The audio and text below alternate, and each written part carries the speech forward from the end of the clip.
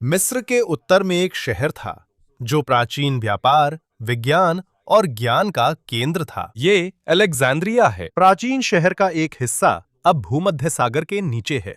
पानी के नीचे वर्तमान अलेक्जेंड्रिया के तट के पास पुरातत्वविदों ने बड़े पत्थर, स्तंभ, मूर्तियां और इमारतों के हिस्से पाए हैं जो कभी शहर के शाही क्षेत्र में खड़े थे। लेकिन पूरी अलेक्जेंड्रिया एक साथ नहीं डूबी थी। कई सदियों तक इसके तट ने भूकंप, भूस्खलन और कुछ हिस्सों की धीरे धीरे डूबने की घटनाएं देखीं। इसी वजह से प्राचीन शहर के कुछ महल, मंदिर और बंदरगाह समुद्र के नीचे चले गए। यह जानने के लिए कि अलेक्जेंड्रिया क्यों खास थी, हमें सिकंदर महान के समय में वापस जाना होगा। 331 ईसा पूर्व में सिकंदर मिस्र में था। वो मैसेडोनिया का युवा राजा था जो तेजी से अपना साम्राज्य फारस के खिलाफ बढ़ा रहा था। उसकी उम्र तब सिर्फ 24 साल थी। भूमध्य सागर के किनारे पर सिकंदर ने समुद्र और मारियोटिस झील के बीच जमीन की एक संकरी पट्टी देखी, जो एक बड़ी मीठे पानी की झील थी और नाइल नदी तक जाने वाले रास्तों से जुड़ी हुई थी। इसका स्थान बहुत उपयुक्त था। उत्तर में भूमध्य सागर था, जिसका उपयोग यूरोप और भूमध्य क्षेत्र के अन्य हिस्सों के साथ व्यापार के लिए किया जा सकता था। दक्षिण में मारियोटिस झील थी, जो मिस्र के अंदरूनी हिस्सों और नाइल नदी से जुड़ाव प्रदान करती थी। इसी वजह से सिकंदर ने वहां एक नया शहर बसाने का फैसला किया।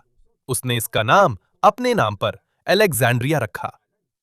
सिकंदर उस जगह पर रहने वाला पहला इंसान नहीं था। वहां पहले से मिस्रियों की छोटी बस्ती राकोटिस थी, पर सिकंदर इसे बड़ा और संगठित बंदरगाह शहर बनाना चाहता था। वो नहीं चाहता था कि अलेक्जेंड्रिया बिना योजना के आगे बढ़े। अधिकांश इमारतें बनने से पहले ही ये तय कर लिया गया था कि मुख्य सड़कें, आवास, महल, मंदिर और बंदरगाह कहां बनाए जाएंगे। यूनानी वास्तुकार रोड्स के डिनोक्रेट्स को अक्सर शहर की योजना में मददगार माना जाता है। उन्होंने ग्रिड सिस्टम अपनाया, जिसमें मुख्य सड़कें सीधी और सुव्यवस्थित रूप से जुड़ी होती हैं। ये शहर के हिस्सों को एक बड़े डिब्बे की तरह विभाजित करता था। इसकी वजह से लोगों, गाड़ियों और बंदरगाह से लाए गए उत्पादों का आना जाना आसान हो गया था। चौड़ी सड़कों ने समुद्र से हवा को अंदर आने में भी मदद की और तेज गर्मी को कम किया। सबसे बड़ी सड़क को कैनोपिक वे कहा जाता था। ये सड़क पूर्व से पश्चिम जाती थी और अलेक्जेंड्रिया के मुख्य हिस्सों को जोड़ती थी। अलेक्जेंडर शहर का निर्माण देखने के लिए वहां नहीं रुके। अलेक्जेंड्रिया की स्थापना के कुछ महीनों बाद उन्होंने फारसी साम्राज्य के खिलाफ सैन्य अभियान जारी रखा। वह फिर कभी मिस्र नहीं लौट सके। अलेक्जेंडर की मृत्यु 323 ईसा पूर्व में बेबीलोन में हुई थी। उस वक्त उनकी उम्र 32 साल थी। उन्होंने एक बहुत बड़ा साम्राज्य छोड़ा, लेकिन उनके पास कोई स्पष्ट वयस्क उत्तराधिकारी नहीं था जो इसका नेतृत्व कर सके।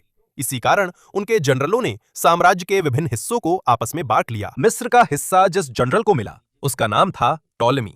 टॉलेमी पहले कमांडर थे और अलेक्जेंडर के करीबी साथी भी थे। मिस्र पर कब्जा कर उन्होंने उसे अपना राज्य बना लिया। बाद में उन्हें टॉलेमी प्रथम सोटर कहा गया, जो टॉलेमी वंश के पहले राजा थे। वंश एक के बाद एक शासकों का परिवार होता है जो एक ही वंश से आते हैं। टॉलेमी के परिवार के अधीन अलेक्जेंड्रिया मिस्र की राजधानी बन गई। लेकिन टॉलेमी ने नए शहर में सिर्फ सरकार ही नहीं लाई, बल्कि अपने अधिकार को मजबूत करने के लिए अलेक्जेंडर के नाम और यादों का भी इस्तेमाल किया। अलेक्जेंडर का शरीर जब बेबीलोन से लाया गया, ये मिस्र आया। पहले मेम्फिस में दफन हुआ, फिर अलेक्जेंड्रिया के बड़े मकबरे में ले जाया गया। अलेक्जेंडर की कब्र बहुत महत्वपूर्ण थी, क्योंकि वो प्राचीन काल के सबसे महान विजेताओं में से एक माने जाते हैं। कई शासक, सैनिक और आगंतुक उनकी कब्र को देखना चाहते थे। चूंकि अलेक्जेंडर का शरीर अलेक्जेंड्रिया में था, इससे शहर का महत्व और बढ़ गया। ऐसा लगा जैसे टॉलेमी दिखाना चाहते थे कि उनका राज्य ही अलेक्जेंडर के नाम और शक्ति का असली उत्तराधिकारी है। उनका शासन मजबूत होने पर अलेक्जेंड्रिया तेजी से बनाया गया। हेप्टास्टेडियन सबसे महत्वपूर्ण परियोजनाओं में से एक था। ये पानी के ऊपर बनाया गया एक लंबा रास्ता था। इसकी लंबाई लगभग 1.2 किलोमीटर थी और ये मुख्य भूमि को पारोस द्वीप से जोड़ता था।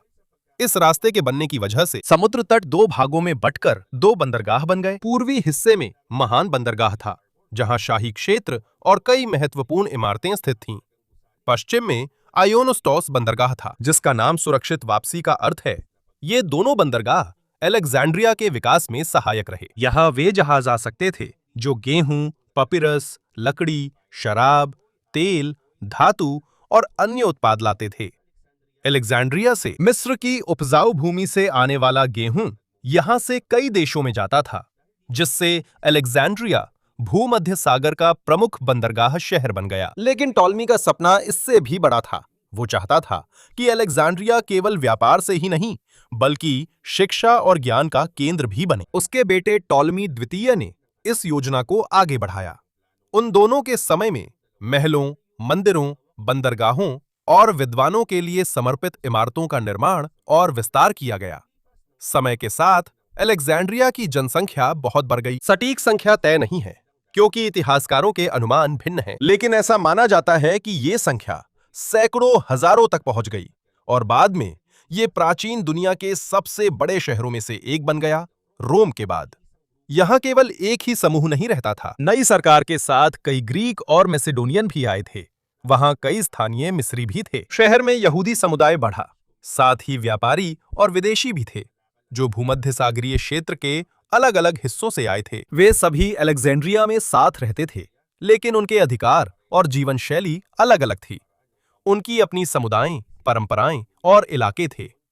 अलेक्जेंड्रिया के उत्तर पूर्वी हिस्से में यहाँ पर शाही क्षेत्र है, जिसे ब्रोथियन कहा जाता है। यहाँ पर टॉलेमिक राजाओं का विशाल महल परिसर स्थित था। ये सिर्फ एक महल नहीं था, बल्कि इसमें कई इमारतें, बाग बगीचे, आंगन शामिल थे। इसमें मंदिर, दफ्तर और शाही परिवार के निवास शामिल थे। यही पास अलेक्जेंड्रिया का प्रमुख अध्ययन केंद्र था। यहीं पर टॉलेमी वंश ने एक बहुत बड़ा प्रोजेक्ट शुरू किया।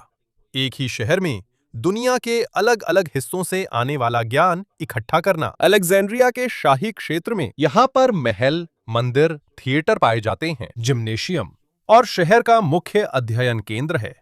लेकिन अलेक्जेंड्रिया के सभी लोगों का जीवन समान नहीं है। यूनानी और मैसेडोनियन लोग सरकार के ऊंचे पदों और राजनीति पर सबसे ज्यादा नियंत्रण रखते हैं। सेना और शहर के महत्वपूर्ण व्यवसायों पर भी उन्हीं का कब्जा है।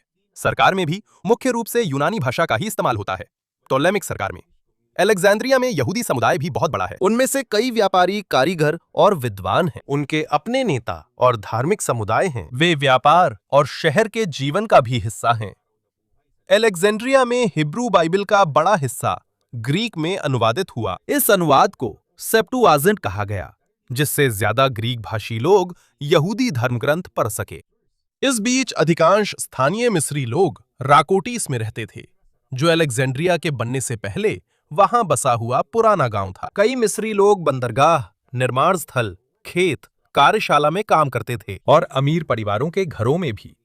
वे शहर को चलाने वाली श्रमिक शक्ति का बड़ा हिस्सा थे, लेकिन यूनानियों के नियंत्रण वाली सरकार में उनकी शक्ति सीमित थी। इसका अर्थ है कि अलेक्जेंड्रिया संस्कृतियों और ज्ञान के लिए खुला था, लेकिन सभी निवासियों के अधिकार समान नहीं थे। फिर भी व्यापार से ये शहर समृद्ध होता गया। हर दिन अलेक्जेंड्रिया के 2 बंदरगाहों पर गेहूं, शराब, तेल, लकड़ी, धातु, पपीरस, मसाले और अन्य उत्पादों से भरे जहाज आते थे। जहाजों के सुरक्षित पहुंचने के लिए टॉलेमी वंश ने पारोस द्वीप पर एक विशाल लाइट हाउस बनवाया। यह परियोजना टॉलेमी प्रथम के समय शुरू हुई थी और उनके बेटे टॉलेमी द्वितीय के शासन में लगभग 3री शताब्दी ईसा पूर्व में पूरी हुई। इसे ग्रीक वास्तुकार सोस्ट्रेटस ऑफ मीडस ने बनाया था। इसे अलेक्जेंड्रिया का लाइट हाउस या अलेक्जेंड्रिया का फेरोस कहा जाता है। यह प्राचीन विश्व के 7 अजूबों में से एक है। इसकी ऊंचाई लगभग 100 मीटर से भी अधिक थी। उस समय की आम इमारतों की तुलना में यह बहुत ऊंचा था। इसका निचला हिस्सा चौड़ा और चौकोर था। उसके ऊपर एक संकरा मध्य भाग था और सबसे ऊपर आग जलती थी, जो रात के समय जहाजों के लिए मार्गदर्शक का काम करती थी। दिन के समय चमकदार धातु का उपयोग किया जाता था, ताकि दूर से भी रोशनी आसानी से देखी जा सके। प्राचीन कहानियां बताती हैं कि इसके बड़े शीशे का इस्तेमाल दुश्मन के जहाजों को जलाने के लिए भी किया जा सकता था। ऐसा कोई ठोस सबूत नहीं है कि यह सच था, लेकिन लाइट हाउस अलेक्जेंड्रिया आने वाले जहाजों के लिए बहुत जरूरी था। इससे पता चलता है कि उस समय इंजीनियरिंग कितनी उन्नत थी और शहर कितना समृद्ध था। लेकिन अलेक्जेंड्रिया का लाइट हाउस इतिहास में सबसे महत्वपूर्ण योगदान नहीं था। रॉयल क्वार्टर के भीतर माउसियन स्थित था। शब्द माउसियन का अर्थ है वह स्थान जो म्यूजेस के लिए समर्पित है, जो ग्रीक धर्म में कला और ज्ञान से जुड़ी देवी देवियां हैं। यहीं से आधुनिक शब्द म्यूजियम भी आया है। लेकिन ये ऐसा म्यूजियम नहीं है जहां सिर्फ पुरानी चीजें ही देखने को मिलती हैं। ये एक बड़ा रिसर्च सेंटर है जहां गणितज्ञ, डॉक्टर, खगोल शास्त्री, लेखक और दार्शनिक काम करते हैं। राजा उनका समर्थन करता है। विद्वानों को रहने की जगह, खाना और वेतन मिलता है ताकि वे पढ़ सकें, लिख सकें, बहस कर सकें और रिसर्च कर सकें। मौसियोन में अलेक्जेंड्रिया का पुस्तकालय भी थी। लाइब्रेरी का उद्देश्य बड़ा था। टॉलेमी चाहते थे कि वे दुनिया भर से महत्वपूर्ण किताबें और दस्तावेज इकट्ठा कर उनकी प्रतिलिपि बनाएं। उस समय किताबें छपी नहीं थीं। पाठ आमतौर पर लंबे पपीरस के स्क्रॉल पर लिखे जाते थे। कुछ कथाओं के अनुसार अलेक्जेंड्रिया आने वाले जहाजों के स्क्रॉल की जांच होती थी। लिपिक इनकी नकल बनाते थे और कई बार नकल को वापस कर दिया जाता था, जबकि असली प्रति को रॉयल संग्रह में रखा जाता था। हम लाइब्रेरी में स्क्रॉल की सही संख्या नहीं जानते। प्राचीन अनुमान दसियों हजार से लेकर सैकड़ों हजार तक थे, लेकिन यह स्पष्ट है कि यह प्राचीन काल के सबसे बड़े ज्ञान संग्रहों में से एक था। टॉलेमियों के समर्थन की वजह से उस समय के कुछ सबसे महान दिमाग अलेक्जेंड्रिया आए। उनमें से एक थे यूक्लिड, एक गणितज्ञ जिन्होंने अलेक्जेंड्रिया में पढ़ाया और काम किया। उन्होंने एलिमेंट्स लिखा, जो ज्यामिति और गणित की व्याख्याओं का संग्रह है।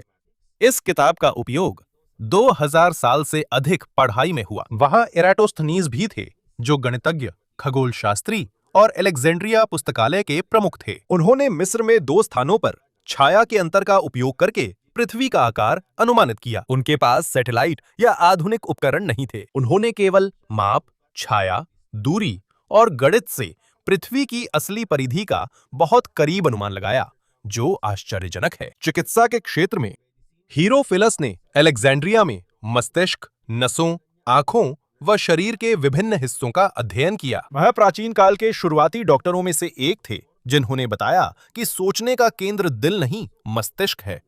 सामोस के अरिस्तार्कस नामक खगोल शास्त्री भी थे। उन्होंने सुझाव दिया कि पृथ्वी अपनी धुरी पर घूमती है और सूर्य के चारों ओर घूमती है।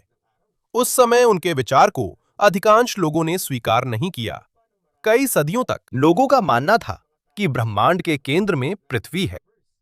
कुछ सदियों बाद जब अलेक्जेंड्रिया रोम के अधीन था, वहां आविष्कारक अलेक्जेंड्रिया के हीरो रहते और काम करते थे। उन्होंने कई अनोखी मशीनें बनाई। इनमें से एक थी आयोलिपाइल।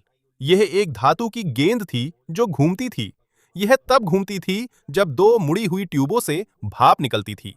यह कोई व्यावहारिक स्टीम इंजन नहीं था जो किसी वाहन या बड़े कारखाने को चला सके, लेकिन इससे साबित हुआ कि भाप से यांत्रिक गति बनाई जा सकती है। हीरो ने मंदिरों के लिए अपने आप खुलने वाले दरवाजे बनाए। वेदी पर आग जलने से नीचे की हवा गर्म हो जाती थी। बर्तनों के अंदर का पानी हिलता है और वो रस्सियों को खींचता है जो दरवाजे खोलती हैं। देखने वाले लोगों को लगता था कि जैसे देवता खुद दरवाजा खोल रहे हैं, लेकिन असल में इसे एक मशीन चला रही थी। उसने सिक्कों से चलने वाली मशीन डिजाइन की थी जो थोड़ा पवित्र जल देती थी। जब आप सिक्का डालते हैं, एक लीवर नीचे गिरता है और पानी का छोटा रास्ता खुल जाता है।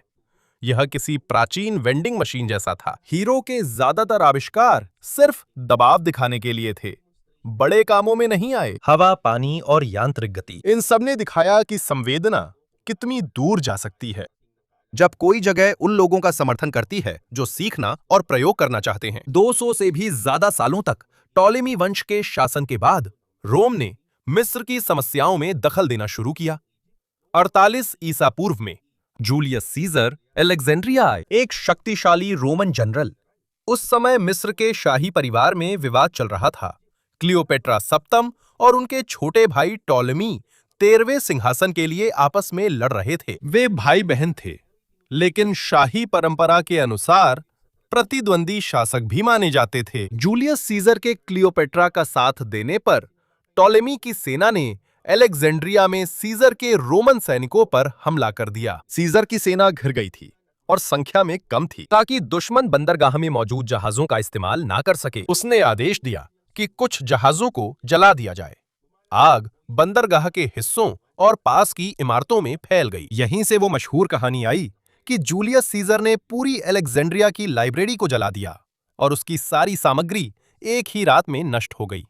लेकिन शायद ऐसा नहीं हुआ था। आगे के ऐतिहासिक रिकॉर्ड दिखाते हैं कि सीजर के समय के बाद भी वो संस्थान और उसके विद्वान सक्रिय रहे। संभव है कि बंदरगाह के पास के वेयरहाउस जिनमें पपीरस स्क्रॉल रखे थे जल गए हों। बहुत कुछ हो सकता है, पर कोई ठोस सबूत नहीं कि उस समय पूरी मुख्य लाइब्रेरी नष्ट हुई थी।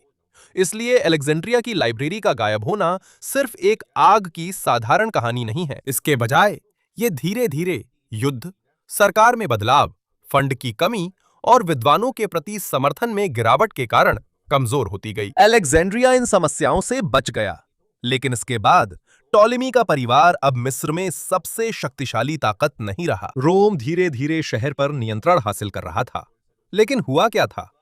अलेक्जेंड्रिया की लड़ाई के बाद जूलियस सीजर रोम लौट आए, लेकिन 44 ईसा पूर्व में उन्हें कुछ रोमन सेनेटरों ने मार डाला। इसी कारण रोम में फिर सत्ता संघर्ष शुरू हुआ। उस समय मार्क एंथनी सबसे शक्तिशाली रोमन जनरल में से एक थे। वह रोम के पूर्वी हिस्सों का प्रभारी था, जिसमें मिस्र के आसपास के क्षेत्र भी थे। उसने क्लियोपेट्रा सप्तम से गठबंधन किया, जो मिस्र की रानी थी। अक्सर उनके रिश्ते को प्रेम कहानी बताया जाता है। उनका साथ केवल इतना ही नहीं, बल्कि ये एक राजनीतिक और सैन्य साझेदारी भी था। एंथनी को मिस्र की दौलत, जहाजों और गेहूं की जरूरत थी। क्लियोपेट्रा को अपने राज्य की स्वतंत्रता बनाए रखने के लिए एक शक्तिशाली रोमन जनरल का समर्थन चाहिए था। 34 ईसा पूर्व में उन्होंने अलेक्जेंड्रिया में भव्य समारोह किया। इसे आज डोनेशंस ऑफ अलेक्जेंड्रिया कहते हैं। एंथनी और क्लियोपेट्रा ने सार्वजनिक रूप से क्षेत्रों का बंटवारा किया। इसी कार्यक्रम में क्लियोपेट्रा के बेटे सीसारियन, जिसे जूलियस सीजर का बेटा माना जाता था, को भी उत्तराधिकारी घोषित किया गया। को राजाओं का राजा घोषित किया गया। उनका संदेश साफ था, वे अलेक्जेंड्रिया को पूर्व का शक्तिशाली साम्राज्य केंद्र बनाना चाहते थे। लेकिन ये ऑक्टेवियन के लिए बड़ा खतरा था। जूलियस सीजर के दत्तक पुत्र व उत्तराधिकारी, वह रोम के नेतृत्व में मार्क एंथनी का विरोधी था। ऑक्टेवियन ने अलेक्जेंड्रिया समारोह को प्रचार के लिए इस्तेमाल किया। 31 ईसा पूर्व उसने ऐसा दिखाया कि एंथनी ने रोमन गणराज्य को छोड़ दिया है और वह रोम के क्षेत्रों को क्लियोपेट्रा को दे रहा है। उनकी नौसेनाओं ने ग्रीस के पास एक्टियम की लड़ाई में युद्ध किया। एंथनी और क्लियोपेट्रा की संयुक्त नौसेना हार गई। दोनों अलेक्जेंड्रिया वापस भाग गए। अगले साल जब ऑक्टेवियन की सेना मिस्र पहुंची, एंथनी और क्लियोपेट्रा के पास लड़ने की ताकत नहीं बची थी। मार्क एंथनी ने आत्महत्या कर ली। कुछ दिनों बाद क्लियोपेट्रा की भी मृत्यु हो गई। यह निश्चित नहीं है कि उसने यह कैसे किया। सांप के काटने की कहानी प्रसिद्ध है, लेकिन इस बात का कोई पक्का सबूत नहीं है कि वही असली कारण था। 30 ईसा पूर्व में मिस्र ऑक्टेवियन के नियंत्रण में आ गया। बाद में उन्हें ऑगस्टस कहा गया और वे रोम के पहले सम्राट बने। मिस्र एक रोमन प्रांत बन गया जो सीधे सम्राट के नियंत्रण में था। यह लगभग 300 वर्षों तक चले टॉलेमिक राजवंश का शासन समाप्त हो गया।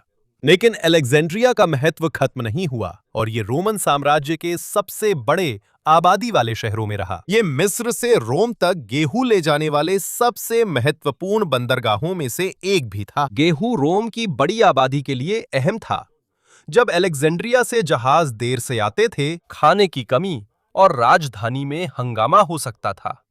यानी रोम ने मिस्र जीत लिया था, फिर भी साम्राज्य अलेक्जेंड्रिया से आने वाले उत्पादों पर निर्भर था। जैसे जैसे शहर समृद्ध होता गया, वैसे वैसे समुदायों में झगड़े भी बढ़े। 38 ईस्वी में हेरोड अग्रिप्पा प्रथम अलेक्जेंड्रिया आए, एक यहूदी शासक जो रोमन सम्राट के मित्र थे। शहर के कुछ यूनानियों ने अग्रिप्पा का अच्छा स्वागत नहीं किया और उनका वह राजा होने का मजाक उड़ाने के लिए नाटक किया। तनाव बढ़ा और ग्रीक यहूदी समुदायों के बीच बड़े दंगे में बदल गया। कुछ घरों और यहूदी प्रार्थनालयों पर हमला कर उन्हें जला दिया गया। कई लोग घायल या मारे गए।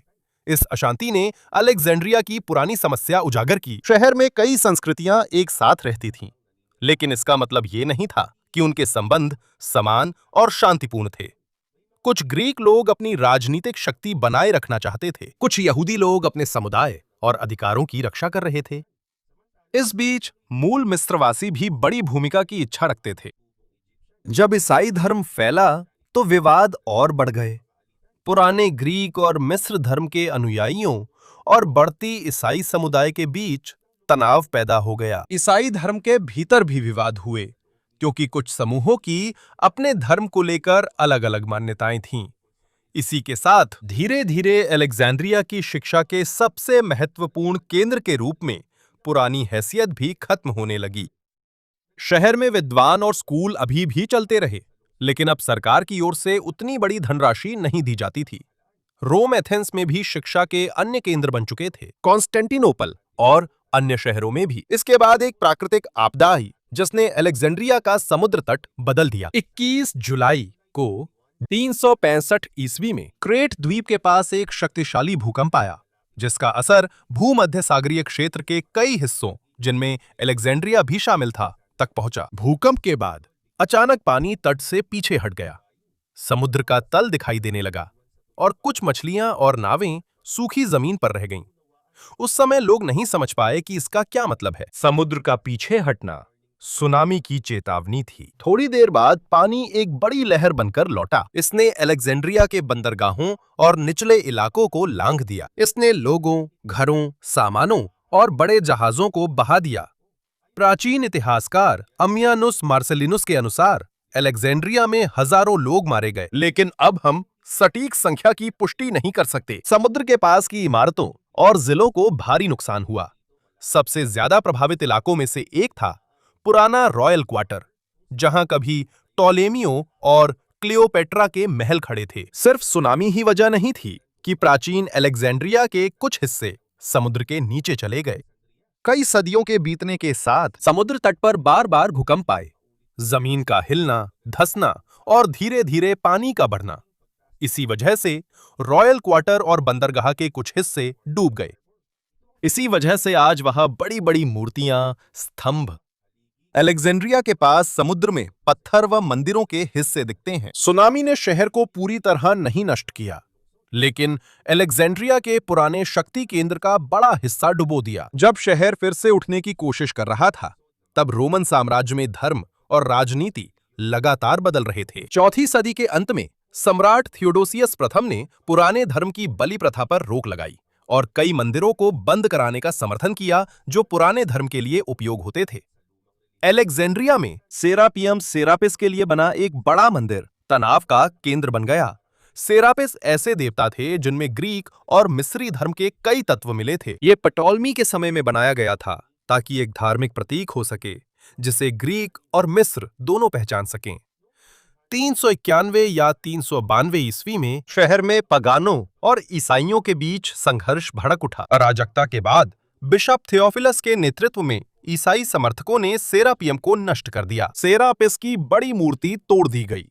कहा जाता है कि उस समय सेरापियम में अलेक्जेंड्रिया लाइब्रेरी से लाई गई स्क्रॉल्स थीं। मंदिर के नष्ट होने पर वहां पुस्तकों का कोई बड़ा संग्रह था या नहीं, ये स्पष्ट नहीं है।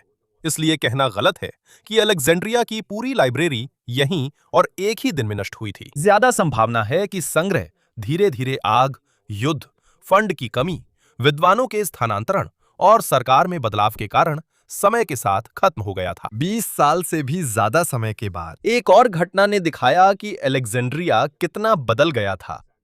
415 ईस्वी में शहर में एक प्रसिद्ध विद्वान हाइपेशिया रहती थीं।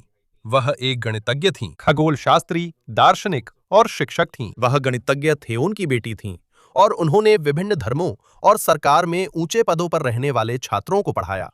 उनके करीबी लोगों में से एक ओरेस्टेस थे, जो अलेक्जेंड्रिया के रोमन गवर्नर थे। उस समय ओरेस्टेस और शहर के शक्तिशाली ईसाई बिशप सिरिल के बीच जबरदस्त विवाद था। वे अलेक्जेंड्रिया में सरकार और चर्च की शक्ति की सीमा को लेकर संघर्ष कर रहे थे। हाइपाटिया ओरेस्टेस की मित्र व सलाहकार थीं। उन पर यह आरोप नहीं फैला था कि वो दोनों नेताओं की सुलह में बाधा डाल रही थीं। सिरिल द्वारा उनकी हत्या का सीधा आदेश होने का कोई स्पष्ट सबूत नहीं है, लेकिन 415 ईस्वी के मार्च में जब वो अपने रथ में सवार थी, कुछ ईसाइयों ने उसे रोककर एक इमारत में घसीटा और बेरहमी से मार डाला। हाइपाटिया की हत्या सिर्फ विज्ञान और धर्म की लड़ाई नहीं थी, ये राजनीति के बड़े विवाद का हिस्सा था। धर्म और अलेक्जेंड्रिया पर नियंत्रण से जुड़ा था, पर इसका संदेश प्रभावशाली था। वो शहर जिसने कभी सवाल पूछने और अध्ययन करने वाले लोगों को आश्रय और समर्थन दिया था, वही अब एक ऐसी जगह बन गया था जहां एक प्रसिद्ध विद्वान को सिर्फ इसलिए मार दिया जा सकता था क्योंकि वो शक्तिशाली गुटों की लड़ाई में फंस गई थी। इसके बाद भी अलेक्जेंड्रिया पूरी तरह समाप्त नहीं हुआ। शहर में व्यापार, अध्ययन और जीवन जारी रहा। लेकिन वो अलेक्जेंड्रिया जिसने कभी सारा ज्ञान इकट्ठा करने का सपना देखा था, धीरे धीरे गायब होता गया। वो एक रात में नहीं गिरा, बल्कि हर युद्ध से कमजोर होता गया। भूकंप, सुनामी, दंगा और सरकार में बदलाव। और हर बार जब कोई महल, मंदिर, पुस्तकालय या विद्वान खो जाता, तो शहर की पुरानी चमक भी कम हो जाती थी। हिपातिया की मृत्यु के बाद अलेक्जेंड्रिया पूरी तरह से समाप्त नहीं हुआ, लेकिन यह फिर कभी सरकार और ज्ञान का केंद्र होने की अपनी पुरानी शक्ति वापस नहीं पा सका। 641 ईस्वी में अरब मुस्लिम सेना ने मिस्र पर कब्जा किया। कुछ महीनों बाद अलेक्जेंड्रिया भी उनके नियंत्रण में आ गया। उन्होंने शहर को नई राजधानी नहीं बनाया, इसके बजाय उन्होंने फुस्तात नामक एक नया प्रशासनिक केंद्र स्थापित किया, जो आज के काहिरा के पास स्थित है। फुस्तात में सरकार स्थानांतरित होने से अलेक्जेंड्रिया का राजनीतिक महत्व घट गया। व्यापार मार्ग भी बदल गए, जनसंख्या कम हो गई और शहर में पहले काम करने वाले कई विद्वान अलग अलग हो गए। लेकिन अलेक्जेंड्रिया का प्रसिद्ध प्रकाश स्तंभ अभी भी बना रहा। ये 1000 से भी अधिक वर्षों तक जहाजों के लिए मार्गदर्शक रहा, लेकिन ये बार बार तेज भूकंपों से क्षतिग्रस्त होता रहा। 14वीं सदी के भूकंपों के बाद ये पूरी तरह से गिर गया। 15वीं सदी में सुल्तान खैतबे ने लाइट हाउस की पुरानी जगह पर एक बड़ा किला बनवाया। ऐसा माना जाता है कि इस किले के निर्माण में फरोस के टूटे हुए पत्थरों का इस्तेमाल किया गया। समय के साथ अलेक्जेंड्रिया, जो कभी दुनिया के सबसे बड़े शहरों में थी, धीरे धीरे कमजोर होकर ऑटोमन काल के अंत में एक छोटा बंदरगाह और मछुआरों का समुदाय बन गई। लेकिन प्राचीन अलेक्जेंड्रिया कभी पूरी तरह गायब नहीं हुई। 1990 के दशक में शहर के बंदरगाह में बड़े पैमाने पर पानी के नीचे खुदाई शुरू हुई। पुरातत्वविदों को बड़े पत्थर के ब्लॉक, मूर्तियां, स्फिंक्स, स्तंभ मिले। वे इमारतों के हिस्से मिले जो शाही क्षेत्र और अलेक्जेंड्रिया के लाइट हाउस में थीं। फ्रैंक गोडियो की टीम ने भी डूबे हुए बंदरगाह के हिस्सों की पहचान की। महल, मंदिर और सड़कें जो टॉलेमियों और क्लियोपेट्रा के समय की थीं। कई कलाकृतियां समुद्र के नीचे ही रखी गई हैं, ताकि उन्हें सुरक्षित रखा जा सके और उसी जगह पर अध्ययन किया जा सके जहां वे मिली थीं। इन खोजों से साबित होता है कि अलेक्जेंड्रिया की भव्यता मिथक नहीं थी। ये सच है कि यहाँ कभी विशाल लाइट हाउस खड़ा था। राजाओं के महल और वे इमारतें भी थीं जहां प्राचीन काल के सबसे महान विद्वान आते थे। यहीं पर दुनिया के आकार का अध्ययन किया गया। यहाँ ज्यामिति के मुख्य पाठ लिखे गए हैं और यहाँ प्राचीन मशीनें बनाई गईं जो पानी, हवा और भाप से चलती थीं। लेकिन अलेक्जेंड्रिया एक ही आग, भूकंप या आक्रमणकारी की वजह से नहीं मिटा। ये धीरे धीरे कई युद्धों, अशांति और प्राकृतिक आपदाओं के कारण कमजोर होता गया। व्यापार मार्गों में बदलाव और उसे मजबूत करने वाली संस्थाओं को मिलने वाला समर्थन खत्म होना ने इसे कमजोर किया। यही अलेक्जेंड्रिया का मुख्य सबक है कि किसी समाज के लिए सिर्फ महल या पुस्तकालय बनाना पर्याप्त नहीं है। लाइट हाउस और उन्नत तकनीक, इसे ज्ञान, एकता और इसे आगे बढ़ाने वाले लोगों द्वारा भी सुरक्षित रखा जाना चाहिए। क्योंकि जब किसी शहर को मजबूत बनाने वाली चीजों की अनदेखी की जाती है, ये धीरे धीरे गायब हो सकता है। इसके पुराने महल और स्मारक भी सिर्फ समुद्र के नीचे मिलेंगे।